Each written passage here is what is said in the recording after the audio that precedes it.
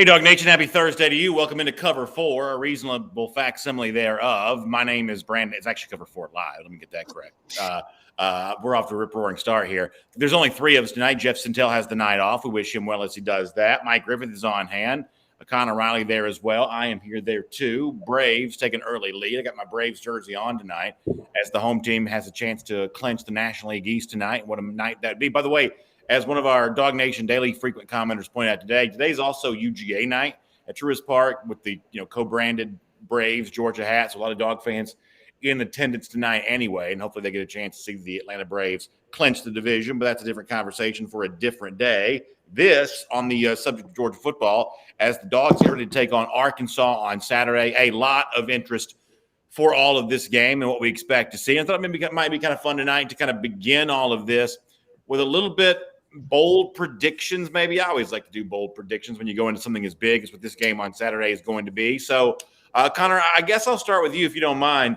Do you have a bold prediction in mind for something you think we might be able to see between Georgia and Arkansas on Saturday? I think it's bold in the sense that we haven't seen it from this year, and it's not necessarily something you would expect given the way Georgia has played these first couple of games. But I think Zamir White's going to get 100 yards rushing on Saturday. I think he's going to be the first 100-yard rusher of the year. I think he's really impressed in the limited role that he's been given so far. And it's not just him in a limited role. I would say it's all the running backs as they sort of try to figure things out there. I think with the way Arkansas wants to try and play, they're going to try and drop back and limit the Georgia passing attack, because that's clearly what Georgia does well now. And I think if Arkansas does that and plays that way, I think you're going to see a big game on Saturday from Zamir White. So that is my bold but not too bold prediction for Zamir White. And boy, Mike, before I get your bold prediction, it would be right at the right time for Georgia, right, to find that running game a little bit in this game against Arkansas on Saturday, either because you want that to help establish the lead or because you do establish the lead and you want to be able to, soft this game away. This is the time of year where if you can find some ability to run the football, certainly this would be an awfully good time to start bringing that out. Well, yeah, I mean, it's pretty much dependent on what the defense does. And, I think what we're thinking is that Arkansas is going to drop 8 and rush 3 and try to defend the run, try to defend the pass, maybe a little bit at the expense of the run. I mean, obviously, JT Daniels pretty pinpoint. A&M was able to rush for 121 yards, albeit, they didn't have maybe the passing threat that Georgia did. So I don't know if I see any running back going 100 yards because of the way Georgia likes to rotate the backs. But my prediction would be that Arkansas will rush for 100 yards. They'll become the second team to do that. UAB was able to crack 100 yards. I think Arkansas, Sam Pittman, he'll know how to block this defensive front. He understands the philosophy, the whys of what Kirby's doing. I think he has a good knowledge of a lot of the talent as well. So I'm going to boldly predict that Arkansas breaks 100 yards rushing. So we'll have our official picks coming tomorrow as a part of Go With The Flow presented by R.S. Sanders, the Dog Nation video channels. But, Mike, if I'm hearing you say that you think that Arkansas is going to have some success on the ground, and I guess 100 yards may or may not be successful depending on how many times they try to rush it. But am I to be led to believe here that you think Arkansas finds a way to keep it closer against Georgia on Saturday? Well, I think early on, BA, so much of this has to do with the health of KJ Jefferson. I mean, here's a guy that's thrown for over 800 and rushed for over 200. The only guy in the league to do that. He's 6'3", 245. If the knee is tender, then Arkansas is not a threat at all. If this guy can't run the ball himself, the quarterback, then the threat is gone, and Georgia wins this game handily. If they go to their backup, you could be looking to a shutout. But I've been led to believe that KJ will play. If he's limited, though, I take that off the table. What's tricky about this is both teams have quarterbacks that are banged up, and we don't exactly know how the staff is going to manage JT Daniels, and we don't exactly know how the staff at Arkansas would manage KJ Jefferson. But I do think that Arkansas has a very good offensive line. They returned 5 starters. I think Sam's knowledge of the Georgia defense plays into his favor. And Kirby, just like Arkansas doesn't want to give up the big shot, Kirby knows that Arkansas has some great players on the perimeter. So I think maybe you see Georgia back off a little bit, and I think that's what's going to create the running room. Connor, I want to get you back involved here, but since Mike brought it up, let me go ahead and just address this for a second. We'll get more into the injury situation later on the show, but Do you really think JT Daniels' supposed lat injury is a factor in this game on Saturday? Only if he gets hit. Part of me thinks that maybe this is Kirby Smart, sort of like what we saw against Clemson, where there was so much mystery around JT in the aftermath of that, where nobody knew he had an oblique injury going into that game. And then obviously he gets hit, injures it there on the first play against Clemson, severely limits what Georgia was able to do offensively that game in terms of throwing the ball downfield. And then you have the aftermath of that where he misses the UAB game. Part of me wonders if this is something similar where Kirby is now maybe, instead of trying to deal with all the questions about is it Stetson Bennett, Carson Beck, he's maybe getting out there on the front end of it where JT's still going to be the guy. He's still going to be the starting quarterback. He looked plenty good against Vanderbilt last week, dealing sort of with that same injury there. And so, if Arkansas is able to knock him around, Trey Williams leads the SEC in pressure rate right now. So Jamari Sire is going to have his hands full. Warren McClendon there as well. If JT gets knocked around some, maybe you worry about that a little bit. But if JT is able to be protected like he was the last two games against South Carolina and Vanderbilt, I think he's going to throw every meaningful pass in this game. Mike, how much of a factor do you think it's going to be? Well, I think Connor's right. I think, it depends on how Arkansas is getting a pass rush. I mean, this isn't South Carolina or Vanderbilt. I mean, this is a better football team. Granted, they're coming off an emotional high. They're probably a little banged up after a four-quarter game against Texas A&M, whereas Georgia, let's face it, is a very rested football team. JT Daniels, though, guys, he's only played one complete game all year, and that was the first game of the season. So I think this is something that's going to be managed carefully. There's no reason, there was no reason in hindsight now knowing that Kirby, now knowing that JT had this injury, it now makes sense why JT was pulled in the first quarter. And no, not because of the score, because the fact is you want JT Daniels to get these game reps and get comfortable with these receivers around him. I mean, my goodness, he's only played 6 games. And if you look at last year, almost, half the targets were to George Pickens. So he's still acquainting himself in game situations with players like Brock Bowers, Ladd McConkey, Jermaine Burton, to a lesser extent, A.D. Mitchell, Marcus Rosemy-Jacksaint, if the ankle allows him to play. So JT needs game reps to be at his best, but Kirby's got to balance that with the risk, right? The risk reward. And if there's a risk of him aggravating this injury, and they told us early on, guys, that the way to get over this injury is to rest it. And that's why JT has been somewhat limited in his snaps this week. I'm not saying he hasn't taken any snaps, but he's not full blow getting all the reps with the ones like you typically would. So this is a situation that's being managed. And I think Connor's right that the game situation will dictate the extent that the quarterback play is rotated and managed in this game. I'll give you my bold prediction in a minute. I guess the question I have about that, though, is so if Kirby Smart's just going to volunteer this information during the SEC coaches teleconference, if this is forthright and truthful, that's Kirby Smart's probably first time doing that, because most of the time he seems to work pretty hard to conceal injuries and pretend that they're, they don't exist when they probably very much do. We'll talk more about Tyke Smith and Darnell Washington as an example of that a little bit later on.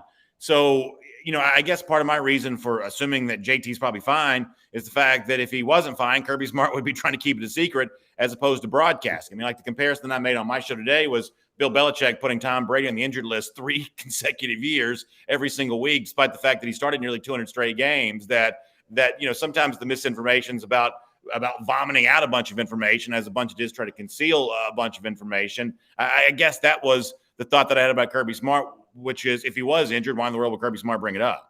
Yeah, Sam Pittman already knows. And it's not Kirby Smart's not the only one in that program. I mean, there's 400 people with access to information. And if you think I just sit here and read Kirby Smart transcripts to report, then that would be pretty disappointing if that were the kind of reporter that I was. So, there's plenty of evidence out there. We've already seen it. The curious rotation against South Carolina, the 2-1-2-1. I mean, obviously, Kirby Smart feels like Stetson Bennett needs to be prepared for game situations. And it's not because JT Daniels isn't a capable quarterback, right, Connor? Yeah, I mean, I've long given up on trying to understand what Kirby is trying to do with regards to injuries and saying guys are able to play or not. He said Darnell Washington and Tyke Smith were day-to-day. We're getting pretty close to 2 months without seeing them, play meaningful roles on this team. who knows why Kirby does what he does with injury situation and statuses. Just from what I've heard and what I've been told, yes, JT is dealing with a lat injury. It is probably an extension from the oblique injury that he was dealing with at the beginning of the season. If he plays like he does against Vanderbilt and Georgia comes out and takes care of business, it's much ado about nothing. If this Georgia offensive line, which has been one of the better pass blocking units in the country this year, holds up well against an Arkansas rush, I think JT Daniels is going to be A-okay. Philip Hudson brings up an interesting comment in the comment section. Do other teams talk about injuries like Georgia does? It feels like Georgia's dealing with this each and every week. I guess here's the one thing that I'll say, just in quick response to that. If you gave me the choice of where Georgia is right now with Daniels, who's dealing with the minor dings and minor injuries that seem to come up during the football season, but when he has been healthy, he's played effectively.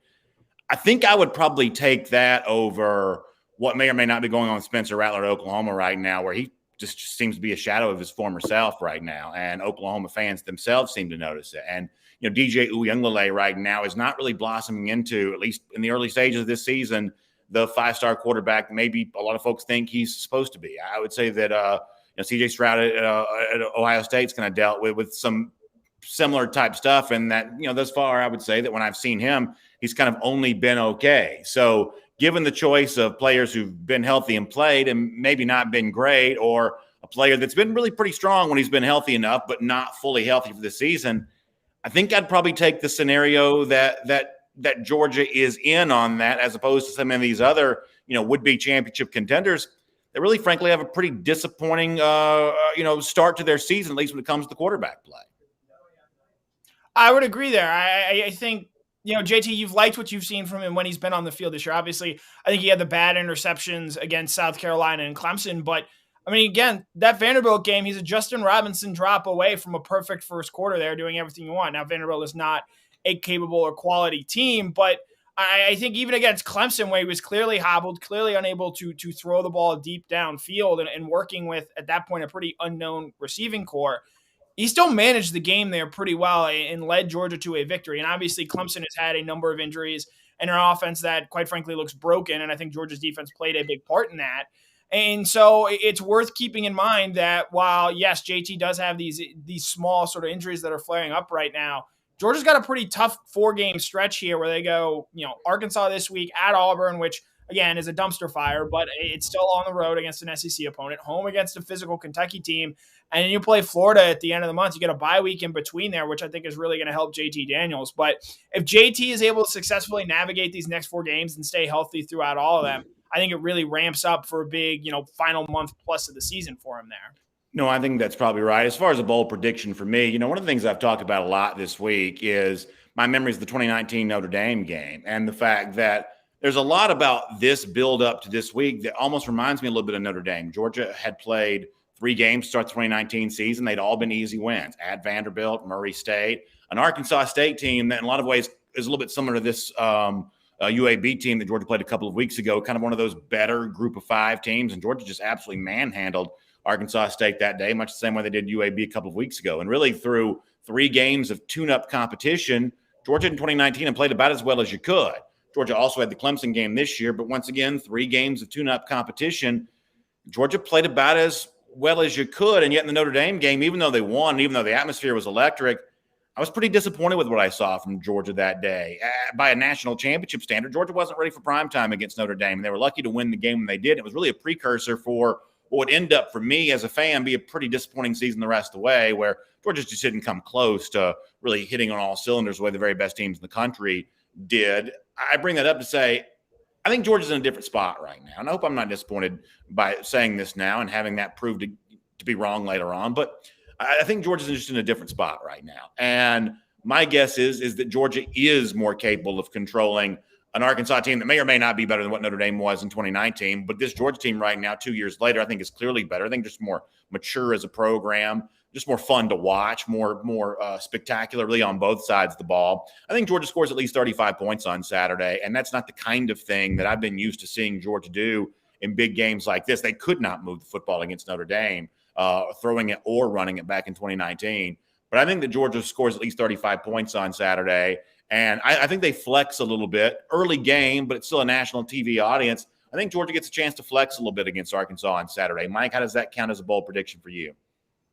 Yeah, I mean, a flex would, to me, 35 points. I think the over under is 52. And 48 is what we 48 is what we is it had. 48? Okay, so if they score 35, and the spread is 18, so that'd be like about a 35-17 game. That'd be the over. Is that what we're seeing? It's hard to imagine, as well as George has played, Arkansas scoring those kind of points. But, we do have to consider that the teams that they've played have not been offensive juggernauts. Now, Clemson is every bit the defensive marvel that they've always been. I mean, that's a fantastic defense. Although I'll say they've lost Brian Brzee and James Skalski, two of the key players. So the Clemson that we see the rest of the year is not going to measure up to the Clemson that we saw in Charlotte, North Carolina. So just throw that out there. Those are some key injuries that Clemson has suffered. That said, the Clemson offense sputtered against Georgia Tech. The Clemson offense, didn't look good against NC State. If we look at some of the other opponents Georgia's played, UAB is not enthralling to me, and yet they were able to rush for more than 100 yards, 60 of them in the first half against the starters. I went back and looked to make sure those weren't, cheap yards in the second half. How was UAB able to crack 100 yards? South Carolina actually scored more points against Georgia than they did Kentucky, right? So I've got questions like Kirby Smart said, and Kirby Smart said this Wednesday, he's not buying the hype yet. He says that the verdict is out. And so I think he's challenged his team to say, okay, look, people are saying we haven't played anybody. Here comes a top 10 team. Let's see how good you guys really are. And they catch Arkansas at the right time, coming off a physical matchup, noon kickoff on the road.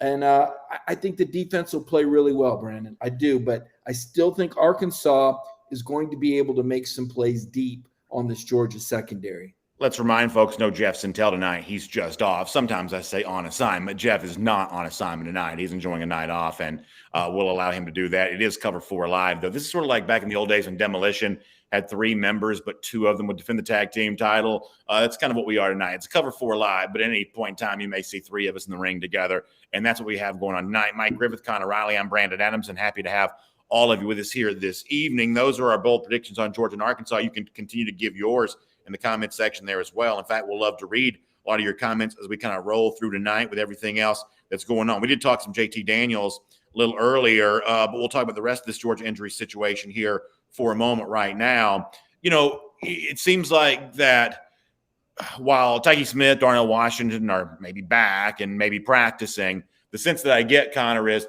they're not big impact players in the game on Saturday. I do take Smart at his word when he talks about the idea of being game ready and working the way back into shape on that. So, boy, for some of these guys, we kind of had this Arkansas game circled on to get them back and get them contributing again. It seems like the real wait may last a little longer than Saturday. Yeah, I think maybe now a more appropriate target line to see them close to the 100% mark would maybe be that Florida game. You hope for Kentucky. You hope you see increased reps across the Arkansas, Auburn, and Kentucky games. But looking at the schedule and the way that it is, Georgia knows they need to be as close to 100% in that game against Florida as they can be, because that's going to determine the SEC East and maybe even the SEC champion outright this year. And so because of that, Darnell Washington, look, Georgia doesn't need Darnell Washington or Erie Smith to beat Arkansas. They don't need a Dominic Blaylock out there to win that game. I do think they probably need JT Daniels, though. As Stetson Bennett showed a year ago, he lit up that same Arkansas defense for pretty well there in the second half. So I think ultimately the plan here, and maybe this is Kirby doing a better job of adjusting expectations when it comes to injuries and players returning. I think, maybe, I'm not even 100% sure that we see Darnell Washington and Erie Smith this weekend. If we do, it's going to be in extremely limited roles. And, maybe they play a little bit more next week at Auburn, maybe a little bit more against Kentucky. But really, the game for them to be 100%, well, I think a lot of people anticipated that it would be this Arkansas game. It might now actually be the Florida game there at the end of the month. I mean, Mike, how concerned do you think Georgia fans should be about the fact that, wide receivers, you mentioned Marcus Jackson a little earlier, obviously the Kieras thing, the Dominic thing continues to linger here. Tyke and Darnell have always been kind of mentioned together because their injuries were at least seemingly somewhat similar, and they happened around the same time there too. The fact that you can't quite get out from underneath that cloud yet if you're a Georgia fan. How concerning do you think that is? Well, I'd be more concerned about the strength and conditioning last summer and than I would be what the current situation is, because I agree with Connor. I don't think you need these players to run the table against Arkansas, Auburn, and Kentucky. I'm not even sure you need them to beat Florida, frankly.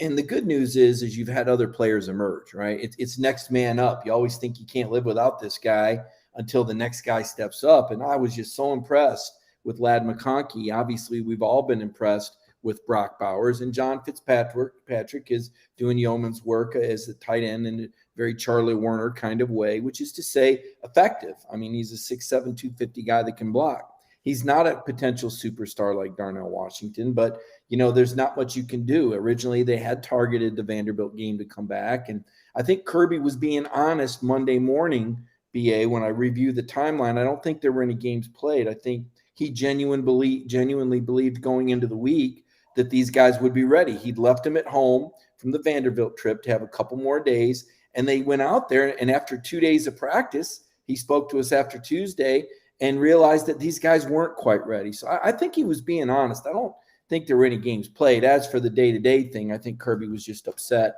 that the news had slipped out. And sometimes he can be a little knee-jerk stubborn on things like that. But I'm with Connor as far as the importance of their return. I think you want him back for Florida, just as I think Kirby wants to manage JT in a way that he's as healthy as possible for Florida. And that's why I think we'll continue to see Stetson Bennett. One other thing to think about, when you play Stetson Bennett, he's a different kind of quarterback. And it's one more thing that the defenses have to prepare for. And that's tough to get ready for two different sorts of offenses, but Georgia can hit you with both of those. And Todd Monken has made it clear he likes mobile quarterbacks. Now, he's not kicking JT Daniels out of the saddle anytime soon, and probably never, because JT has an NFL quarterback's, mind. But he does like the mobile quarterback, and Stetson does do some nice things that put pressure on the defense when he's executing. So just to be clear, you think Stetson Bennett's going to play significant snaps on Saturday? Well, I don't know about significant. I think we'll see him play. I think it. When I say significant, I don't. Let me clarify this. I don't mean significant in number. I mean significant in situation. You think that Stetson Bennett plays first or second quarter in a close game? Depends. It depends on JT's condition and the game situation. I think those are very fluid situations. When you say games, I understand what you mean when you say JT's health, but what do you mean when you say game situation? Well, I mean, I think if Georgia has a comfortable lead and JT's lat or side is bothering him, when I say comfortable, maybe 17 points, and JT's side is bothering him, I think you can slip Stetson in there for a series and see how he does. And if he continues the game control, and if JT's needed, then he's there at the ready. But again, I don't know. Maybe JT wakes up Saturday morning feeling like $1 million, but based on the fact that his reps were limited in practice this week, based on the fact that he was pulled after one quarter, based on the fact that he's only played one complete game all year. I mean, now think about this. We're 4 games in, and he's played a full game. He's missed a game. There's been a rotation, and he's been pulled after the first quarter. This is clearly a situation that's being managed. Oh, hell yeah. I mean, I said this weeks ago. Say again, Connor? You want answers, BA? Yeah, I said this weeks ago that the most important issue for this team was how healthy JT Daniels was. Now, there were people back at the time that said the injury was no big deal, but I was saying, back then that the JT Daniels' health is a very important thing. I guess, Connor, the weird thing about this for me is that if the lat issue is indeed an issue, like missing 1 or 2 series is not rest. To me, rest is not playing. You're either healthy enough and you play, or you're not healthy and you shouldn't play. But the idea that you're only healthy enough to play every other series, like I've never heard of an injury that functions that way. Yeah, I'd maybe push back a little bit on, Mike in the South Carolina game. Obviously, Stetson came in for the 1 series, but after that, it wasn't a rotation. They pulled JT when it was 40-6 late in the third quarter there. So, obviously, it is something worth monitoring. And if he does get hit like he did in the Clemson game, which I think re-aggravated that injury and started all of this, I think that's certainly worth monitoring. But if he's healthy and able to go, as long as the game is still meaningful, I think you're going to see JT Daniels back there throwing passes. I know we want to hand wave the score a little bit there at the end of the first quarter against Vanderbilt. But even if JT was 100% healthy, there was no reason for him to play the second quarter of that game. Georgia was up 35-0 in a game that Vanderbilt clearly was never going to threaten Georgia from that point going forward. So sure, there are rep concerns there that I probably do share, but I do think that when it comes to, and there needs to be a play made at the quarterback position, JT Daniels is going to be the one making those meaningful plays. Mike, you got a response? Well, I mean, like I said, it's a fluid situation. I don't know the condition that JT Daniels wakes up feeling. I don't know the risk of injury versus rest. I don't know the game situation. What if Arkansas scores first? Maybe they need 4 quarters out of JT Daniels. You certainly aren't going to risk the game. I mean, you got to win the game first, right? As Kirby says, win. What's important now? But given the opportunity to pull JT Daniels and play Stetson Bennett extensively against Arkansas with a comfortable lead, I think Kirby Smart would take that.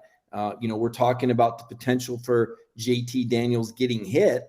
Why would you want to put him any more at risk than he already is if he's not operating at 100%? So, as I said, we've already seen this is a situation that's been managed. We know that there has been reps limited and practiced in the past. We know that Kirby Smart feels comfortable with Stetson Bennett. And we know that Georgia is an overwhelming favorite. So, we're just playing the odds here. Again, JT could wake up and feel 100% and play all 4 quarters and throw for 400 yards. Or we could see Stetson Bennett as early as the first quarter. I don't know. I think there's a wide range of things that could happen. And I don't think there's an absolute right answer right now. I think there's circumstances involved. But you would agree, though, not to put too fine of a point on this, you would agree, though, that there's a huge difference between playing in Bennett playing the third quarter because Georgia's up 24 compared to Bennett playing the first quarter when Georgia's up a field goal or up a touchdown or in a tie game. That'd be an entirely different situation. And frankly, barring, Daniels truly being injured, that'd be the kind of thing that I think most Georgia fans would be pretty surprised at, just given the way that the South Carolina game played out. I was surprised he got pulled after 1 quarter. You usually play your starter at least a half, again, because he needs those repetitions. Those game reps are invaluable. You don't pull your starter in the first quarter regardless of the score unless there's more to it. And sure enough, there was. And now it all makes sense. Let me do wide receiver here for a moment because I know we talked about this a bit, but I want to try to get a little bit more on this for a moment. And I guess it's kind of a multi-part question here. Of the Kiera, Dominic, Marcus Rosemy-Jack Saint situation, who is the guy from that group? And I guess it's probably Rosemy-Jack Saint, but you can answer however you want to. Who is the guy from that group you can say, oh, well, this is probably the guy that's most likely to emerge as the kind of guy that you can really lean on? I know that Kiera's played some at receiver last week.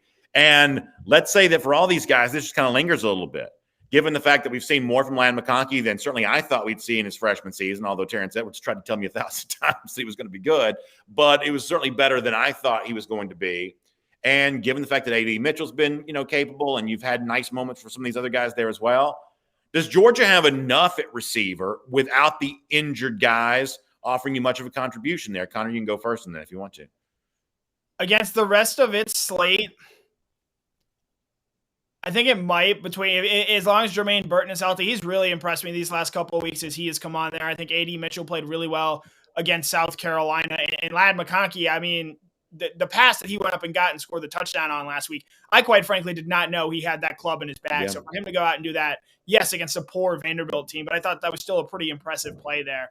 I think eventually you're going to need Kiera to be an every down contributor for this team. He is a trusted option. At some point, you would think someone is going to take away Brock Bowers and sort of make Georgia play left-handed there. And I think Kieris is really a guy that could emerge as sort of that second option where if Brock is the number one on a play, Kieris is going to be known to be where that guy is. I would also bring up Erie Smith is an interesting name to watch. And obviously he's dealing with the shin contusion. We did not see him last week against Vanderbilt. Did not see him against. Well, that sounds painful. That sounds so painful. It sounds like that would really hurt. He is a guy where even in that UAB game, I mean, his speed is just so obvious. And I think back to the 2017-18, depending on how you want to classify it, national championship game where, Mecole Hardman's speed was just a difference maker and really turned out a big play in that game that had Georgia end up winning would have been huge for them. It was the last touchdown they scored in that game.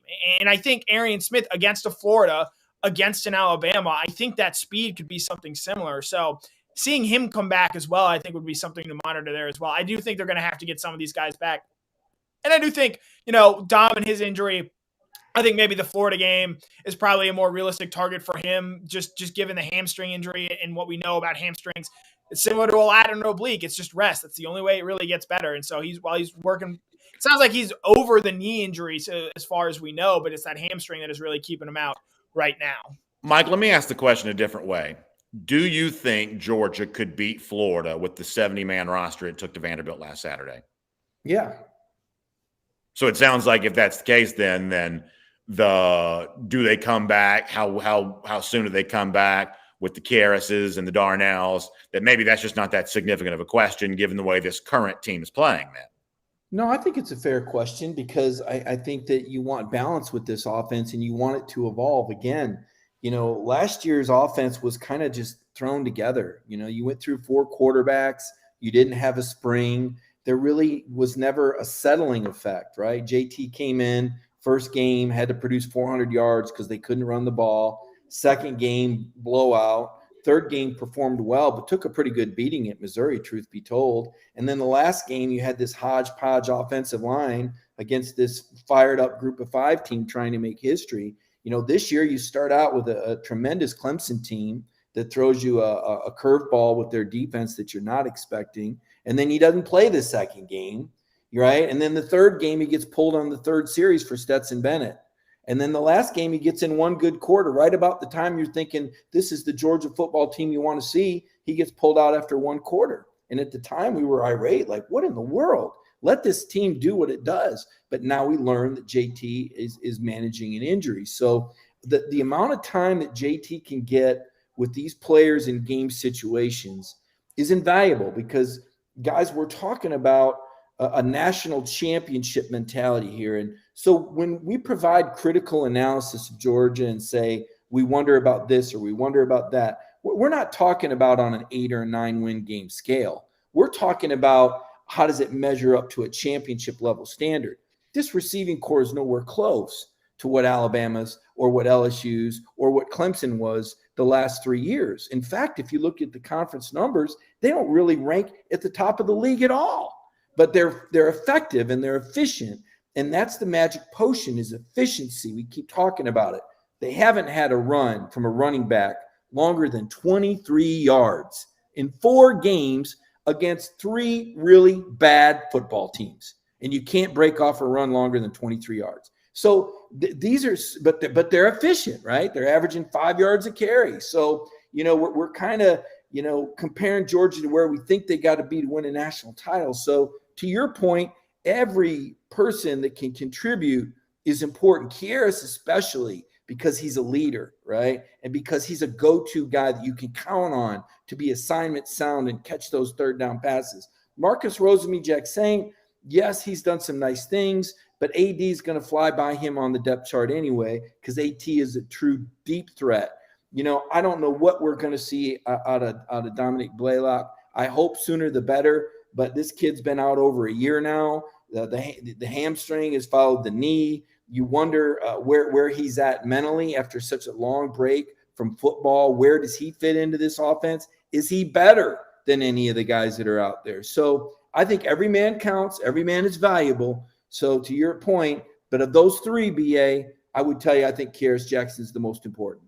I think, Connor, the point that I'm building to here is that I do think Georgia can probably beat Florida with the 70 that it had last week at Vanderbilt.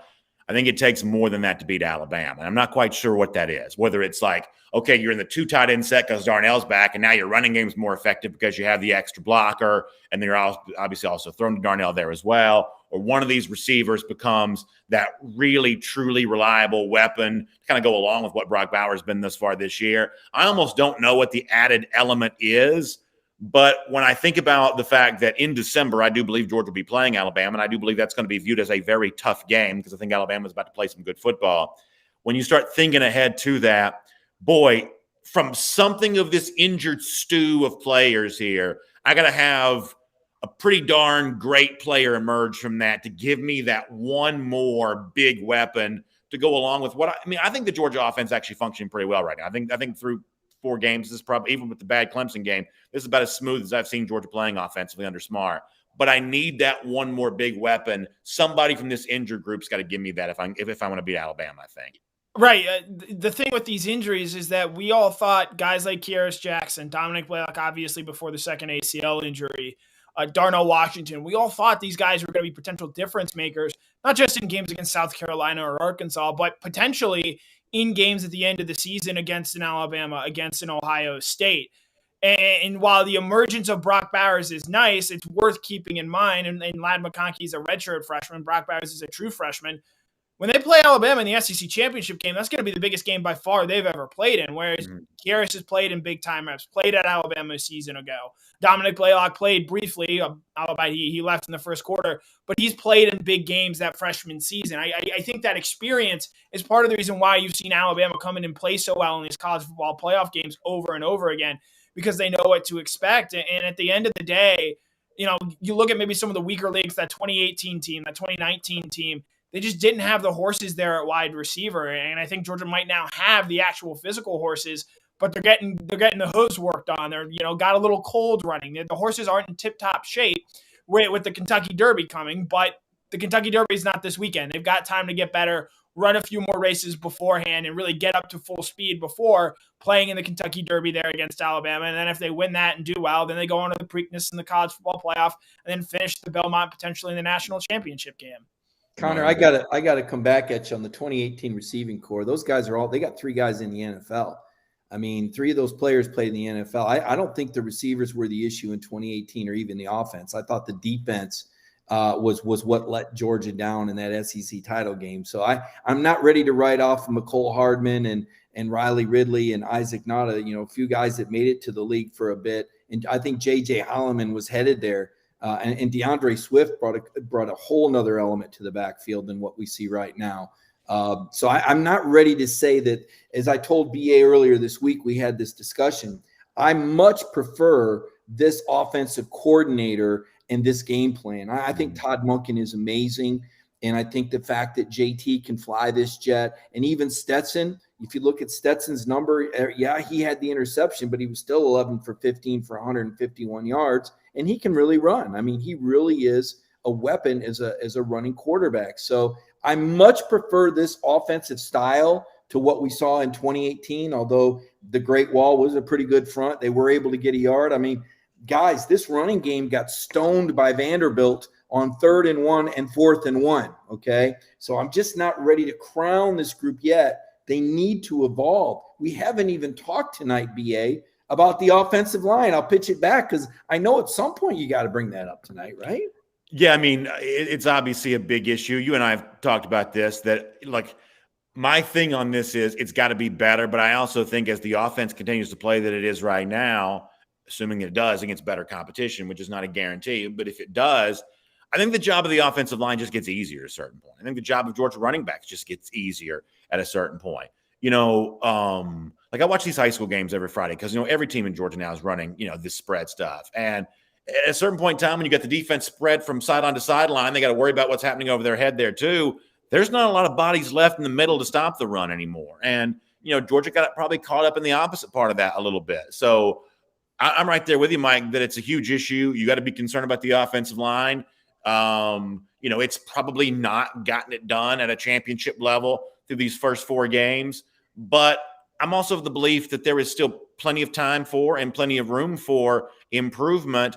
And if Kirby will let go and let Todd the way that he has been and let, Monken continue to do his thing, getting rid of the football, moving the chains, these more athletic offensive linemen that can allow Georgia to play a little faster, I think there's a chance that come November, we're not quite as concerned about this as we were. This is not going to be an offensive line that was quite as dominant as the one that allowed Georgia to make the college football playoff in 2017. It's a little bit different recipe this time around.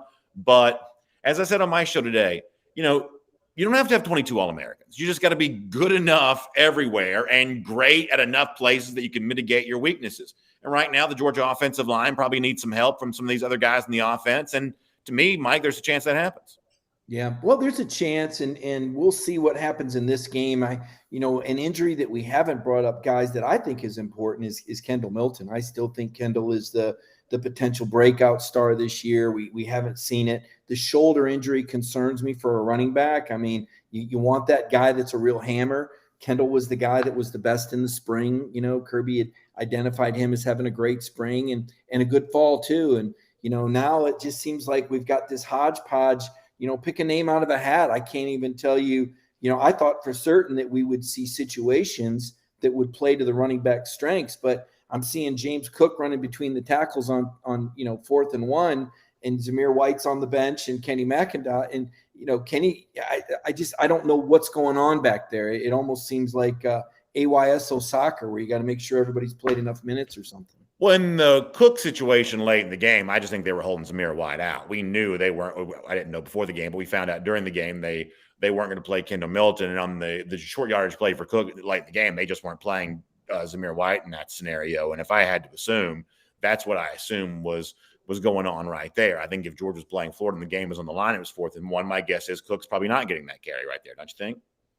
I don't know. He's actually had more carries between the tackles all season than I expected. I remember even at Clemson, I think he scored on a run up the middle. So I don't really understand what's going on back there. But again, when you recruit that many great players and you make that many promises, that's a very, there's a lot of roster management that's going on.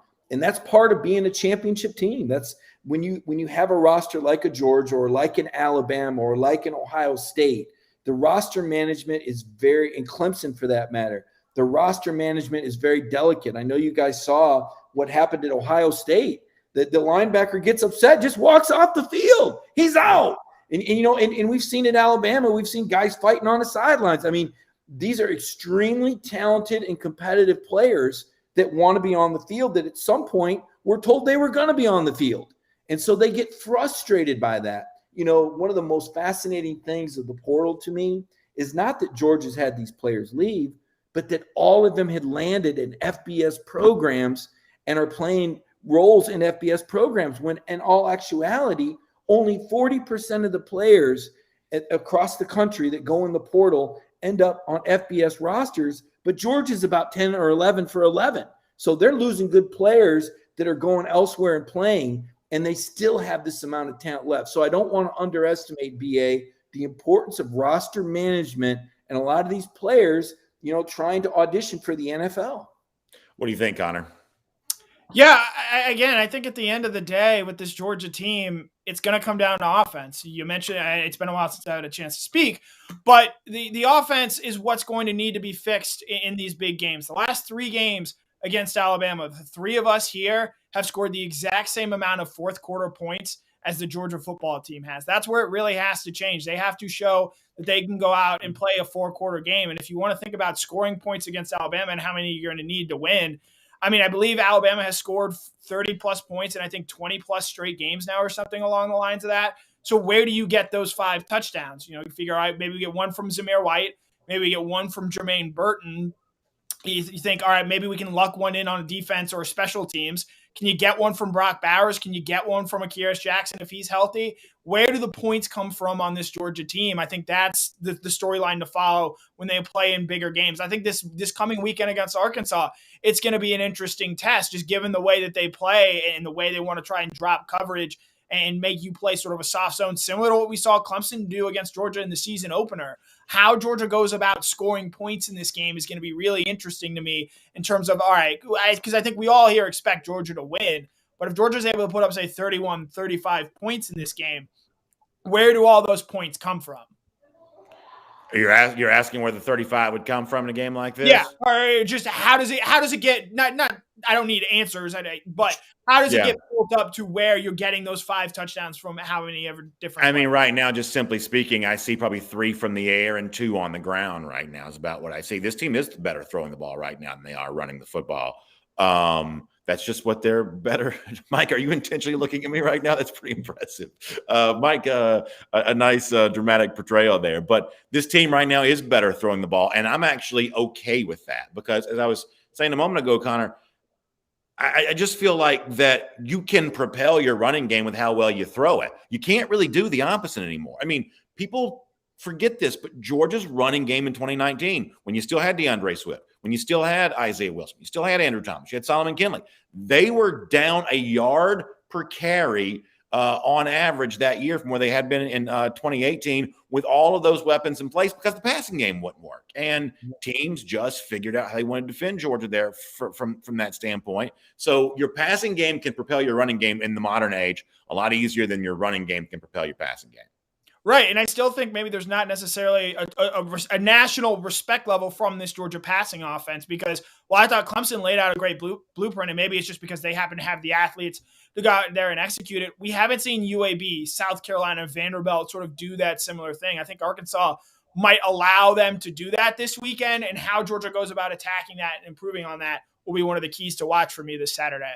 I want to try to squeeze in two topics before we're done. It is a unique situation on Saturday where, listen, schools face their old assistants all the time, right? I mean, Nick Saban has faced his former assistants 23 times, and he'll do that again on Saturday with Lane Kiffin. This is a little bit different kind of situation, Mike, because of just how beloved Sam Pittman is with the Georgia fans. I think it's genuine. I think it's real. And obviously, Pittman and Smart, I know for a fact, have tremendous affection for each other as well. So when you see him on the sideline, you can't help but think about his time there at Georgia a little bit. How do you think Pittman ought to be remembered at Georgia, Mike? Wow. I'll tell you what, Sam Pittman is such a fascinating guy. And, just to put it into perspective, BA, here's a program that had lost 19 straight SEC games. And in 14 games, Sam Pittman has them in the top 10. Mm-hmm. I think this is as big a turnaround as I've seen it in SEC school in the last 30 years. Terry Bowden took a 500 Auburn team and led him to an 11-0 season that I covered in 1993. That was pretty remarkable. But what Sam's doing at Arkansas, where he really doesn't have much to work. Now, granted, the transfer portal has been key because those three down linemen are transfers, two of them from Missouri. So Sam has used the system, and it has enabled him to build quicker. But what he's also done as a leader of men is to convince these seniors to come back, these super seniors. And that's a real winning edge when you've got 8 or 9 guys that are actually in their 6th year that would normally be gone. And Sam's able to convince them to come back to be a part of something bigger than themselves. I mean, that's not about the NFL. I mean, that's about buying into a program, and that's about a positive, fun environment that Sam has created. I mean, the synergy there is incredible. And I had to chuckle when we talked with Sam this week. He said he didn't want to disappoint the Georgia fans, so he felt like he needed to bring a good football team into the stadium that would give him a good game.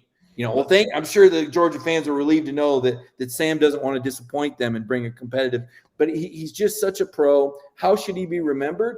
He was a cornerstone of Kirby's ability to build Georgia into an annual national championship contender. The offensive line was key. I mean, Jeff Sentell, who's off tonight on a well-deserved night off. He's worked very hard lately. Jeff has told us many times, what the offensive line was before and after Sam in terms of the number of 5 stars. And I think Matt Luke has really benefited from a lot of the players that Sam left behind. I think he's a guy that was very important to the chemistry on the staff. I think that what was missing in 2019, as much as it was receivers that knew what routes to run, it was also Sam Pittman's leadership. And I think Will Muschamp has kind of filled that gap a little bit with that senior leadership and that upbeat nature that Sam always brought. So you're right. He's a beloved coach. He's been loved everywhere he's been. And that's why he was the de facto choice at Arkansas, because he was the one guy that they could agree on that they could also get. Connor, can I workshop a couple takes with you? Please don't. These are not binding referendums, but I want your feedback on these two takes when it comes to Sam Pittman. What if I told you he was the second most important person on Georgia's 2017 SEC champion college football playoff team? And the reason why I'm going to take, obviously, Kirby Smart's number 1. The reason I'm going to take Pittman at number 2 was because he did build a great offensive line for Georgia that year, which got more out of Chubb and Michelle than either guy had gotten the previous year. That some of the success that Nick and Sony had that year has to go to the Pittman offensive line. What if I told you was the second most important person on the 2017 SEC championship? I like that. I'm assuming you're counting coaches and not players there, correct? No, I'm counting the whole thing. Coaches, players, the whole thing. I'm workshopping this More take. Sam Pittman, more important than Roquan Smith. I'm workshopping the take. I'm just to hear me out here. That for as good as Roquan was, if the Georgia offensive line, which had been bad, you remember this kind of 2016 offensive line was not good. They couldn't run the ball against nickels, for goodness sakes.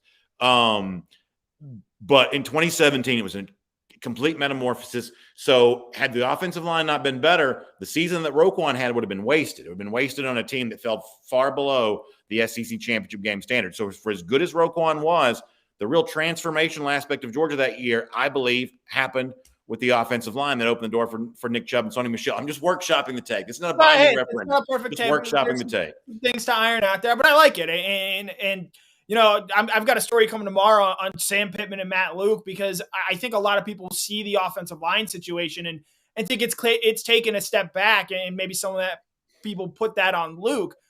I'd contend that Sam Pittman raised the bar so incredibly high, it was going to be hard for anyone to match it. His last game as Georgia's offensive line coach, the Bulldogs were starting 5 players that were taken in the NFL draft. The offensive line was always going to take a small step back in 2020 and 2021. You don't quickly replace that kind of talent, especially at a position where there's no hiding it. It's not like I think the Georgia secondary, where, you know, the front seven, I think, has been able to cover up some of the areas of concern there this season. If you have a bad offensive line, there's almost nothing you can do to cover that up. And so I do think Matt Luke, you know, as well as Sam Pittman recruited there to start his season or start his tenure, Georgia signed 4 top 100 overall players that played on the offensive line in Sam Pittman's first 2 classes. And that's considered a great job. Guys like Andrew Thomas, Isaiah Wilson, who are key cornerstones. Matt Luke signed 6. So technically, Matt Luke is recruiting at a higher level than Sam Pittman. But because of the way Sam Pittman, I think, is beloved and viewed as a human being, he is truly one of the more unique characters we have in college football. And I think because of that, he makes college football better. And because of all that, I think that's why, you know, there are Georgia fans who are hoping that that Georgia obviously wins on Saturday, but they don't want to see Sam Pittman get embarrassed. I think they want to see Sam Pittman continue to have success throughout the rest of this season. All right, let me give you another one. I'm workshopping this take, and Mike, you can jump on this too if you want to. Sam Pittman, 3rd most influential assistant in program history, behind obviously the great Ark Russell as defensive coordinator. And I'll also put Mike Cavan on that list because of his recruitment of Herschel Walker. Sam Pittman, 3rd most, and listen to the word I'm using here, influential. 3rd most. Now, it's a short tenure for Pittman, but the counterbalance to that was Kirby Smart was very successful in getting his program off the ground while doing double duty as Alabama defensive coordinator. That was not a sure thing and a given to work out as well as it did. But because he knew he wanted to hire Pittman, and you remember, he originally reached out to Dan Enos' offensive coordinator, but Enos' contract wouldn't allow him to take the job. He was going to pick an OC that wanted to work with Pittman. That was the bedrock hire. So that's my counterbalance for the fact that Pittman wasn't on the job very long. Once again, this is just workshopping takes. This is a rough draft here. 3rd most influential assistant in UGA program history. Now, this isn't a binding referendum, is it? Not a binding referendum. I want to make sure. Well, I'm going to disagree because Mark Richt had a running backs coach who proved pretty critical to Georgia's success by the name of Kirby Smart. So technically, Kirby was an assistant, and I believe that he's been more influential to Georgia football.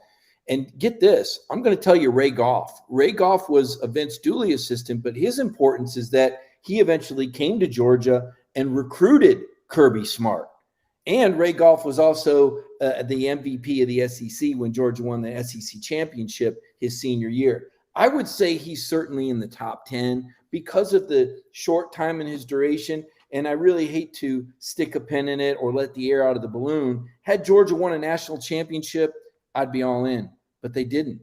And because they didn't win the big prize, I think that brass ring is still out there for someone to grab. I do think he's tremendously influential. I think your point about 2017 is absolutely correct. But I also don't want to underestimate Mel Tucker. You know, Mel Tucker came in and did a pretty fine job there for Kirby Smart as Kirby tried to build that program. We see what Mel's doing right now at Michigan State, and it's not quite as impressive as what's happening at Arkansas, but it's close. And so I can't make that sort of referendum, whether it's temporary or binding, but I can absolutely see where you're taking the point, and that is one thing I would agree with you on. Connor, 3rd most influential assistant in program history. What do you say?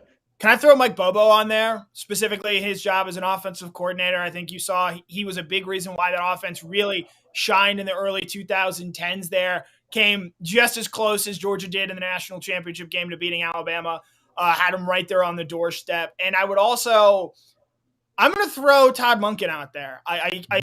Again, this may be a little bit more of a projection than what has necessarily been done to this point. But I think similar in a way, people now talk about Lane Kiffin and they talk about how he really pulled this Alabama offense forward. I think in the years to come, as Todd Monken eventually moves on, gets a head coaching role somewhere else, as we see this season continue to unfold, I think Todd Monken is really influential in what this Georgia program has done and the way it has changed, because for so many years, Georgia was always a run-first program. And they've had great running backs, and they've merited doing that. But with the way that college football has been played and changed over the last 5 seasons, Georgia, unfortunately, is going to have to adapt and move to a pass-first system, or a system where you're scoring a majority of your points because you're able to throw the ball effectively. I think Todd Monken has done a really good job of drawing things up and scheming things open.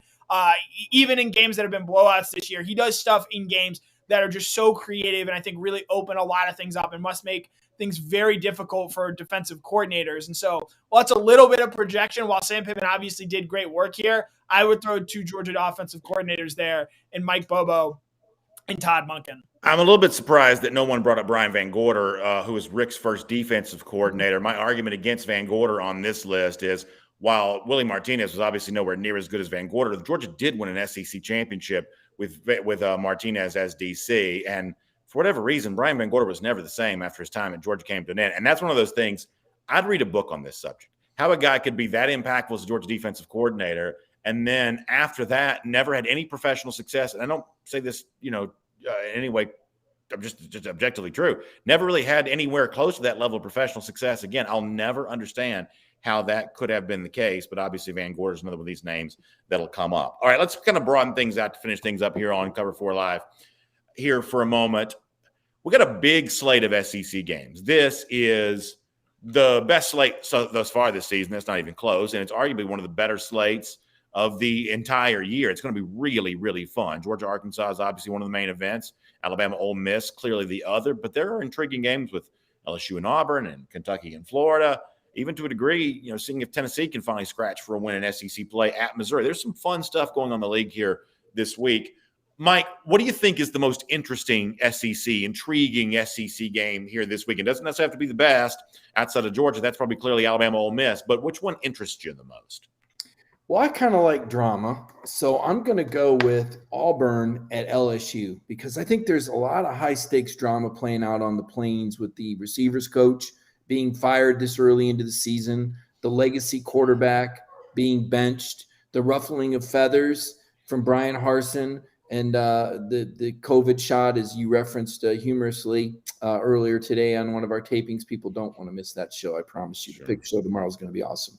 I'm telling you, this is one of those games where the loser of this game may not be coaching at his school next year at this time. And I know 1 year would be a quick fire, but when you're not from the South and you come down here, if they decide they don't like you, you don't last very long. If you're from the South, you get a bit of lenience and you're one of the good old boys and you get passed around and you end up somewhere else. But Brian Harsin, he's not like others from these parts. And, being a Maverick, and I speak from experience, if you're going to do things differently, you better be right a good amount of time, because people are really quick to throw you under the bus if you're not willing to comply with the norm.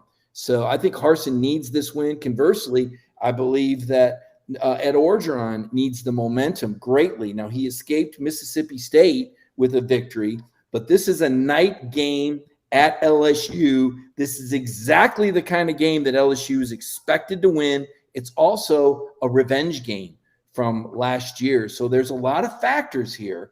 As well as the quarterback from Auburn, being there's a lot to that. There's a lot of drama to that game. And then just the circus, the aerial show that we're going to see in Alabama and Ole Miss, and what types of theatrics or funny quotes or Twitter comments that Lane Kiffin comes up with to distract from the fact that he still hasn't coached a team with a good defense.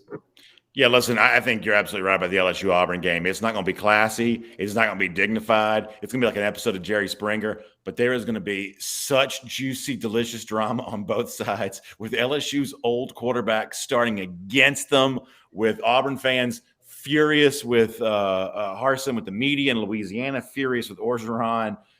I mean, this is just going to be I wish I could inject this game intravenously. I just think it's going to be so much fun. Connor, what do you think is the most intriguing of the SEC games here this weekend? The answer is so clearly Auburn LSU for all the reasons Mike just made. I think BA is going to be in heaven on Sunday reading whatever fan base loses and just reveling in the misery that they are in. So I'm going to head north. I'm going to go to Lexington, Kentucky as they take on Florida this weekend. I think that this is a Kentucky team that wants to be taken seriously. And I know there are quite a few people out there that pick Kentucky to finish second in the SEC East this season. We have not liked what we have seen from their offense thus far these last couple of weeks. And this is a Florida team that, yeah, they have a lot of cachet after the Alabama loss. But a lot of people weren't really impressed with how they played against Tennessee. I think this Kentucky team is a professional team. They're going to be buttoned up. Florida's going to have to earn it. I don't think they're going to be able to walk through the second half like they did against Tennessee a week ago. And look, Kentucky beat Florida in the Swamp a few years ago when nobody really expected that to happen there. And so if this Kentucky team comes out and plays hard physical football and is able to win a game in that way, I think that's going to catch a lot of eyebrows come Sunday. No, I think that's right. And I'm going to steal a point that Peter Burns from the SEC Network made here because he was talking about, who's under the most pressure this weekend. And Peter said from his standpoint, maybe Georgia's not under that much pressure because even if they lost, they'd still be very much alive for the college football playoff. I don't know that I fully agree with that, but I get what he's coming from. But if you want to look at the idea of pressure as the way it defines the interest in the game, the one that Connor mentioned there between Kentucky and Florida, man, Florida's already lost. And for as much as, they hung a banner for playing Alabama close, if they were to suffer a second loss with the calendar barely to October, I mean, they are voted off the island right away. And I realize they lost 4 times a year ago, so it's not that big of a deal that Florida's losing apparently. But this is still not a very good follow-up to, an SEC East title win a year ago if you've already got 2 losses this early, especially with all the issues that Connor accurately described that Kentucky's dealt with here to this point in time. Ultimately, I think that Kentucky may be good enough to play close against Florida. I would be surprised if they won. You talk about a team that really is under some pressure. What's going to be a loud stadium? Commonwealth Stadium, Kroger Field is going to be really, I would say, probably rocking and rolling on Saturday. And how Florida handles that pressure first time this year in a hostile environment, I got to tell you, I think that is pretty interesting. And I am pretty intrigued by that, especially given the fact that it's got the night game date. And maybe that's the spot Georgia and Arkansas should be in. But nonetheless, I am pretty intrigued to see how Florida handles that pressure of being only a slight favorite on the road here. For pressure, I'll go Brian Harsin. I don't know if he gets fired after year one, but you look at what happened to Joe Moorhead at Mississippi State. He was an outsider, not from the South. Fans turned on him really quickly. And while the COVID issue is the COVID issue, and we're not getting into that here in this space and time, when you start racking up losses and you've given people a reason to check out on you or to say, hey, maybe this guy just isn't cut out to be a head coach, when you add that into early losses piling up, a loss to Penn State, what should have been a loss to Georgia State, and then a loss to LSU. And then you got the number 2 team in the country, probably the best team in the country based on what we've seen on the field so far coming into your stadium next week. Man, I would not want to be Brian Harsin Sunday coming off a loss. I'm going to go with KJ Jefferson as the person under the most pressure. Can you imagine seeing Jordan Davis line up across the line and then seeing Adam Anderson on one edge, Nolan Smith on another, and you're expected to extend plays, run effectively, and throw accurately 40 yards downfield with Lewis Seen shading one side or the other, Christopher Smith. I think that's an immense amount of pressure on KJ Jefferson, who likely isn't 100% after injuring the knee against A&M. That's a lot on that young man's shoulders. Well, I also heard a great story last week from the Arkansas staff who privately, I guess, were talking about the fact that they were just blown away by what Devontae Wyatt was doing in the interior of the defense, but they felt like he was spying their quarterback from the interior defensive line position at one point in time, which was maybe the moment when they threw their hands up for good with well, if an interior defensive lineman is going to do this, then we might as well just pack it up and go home. So, it's one of the reasons why, and we'll get ready to wrap things up here, but it's one of the reasons why I just love watching this Georgia team play right now is because Defensively, I really don't know what you do. I mean, like the one thing I would say that Arkansas is not going to do on Saturday, I'm going to be very disappointed if I end up being wrong about this. The one thing Arkansas is not going to do is line it up and get 4 or 5 yards at a time through the air, on the ground, whatever else. They're not going to nibble their way into a close game against Georgia. It's going to have to be feast or famine.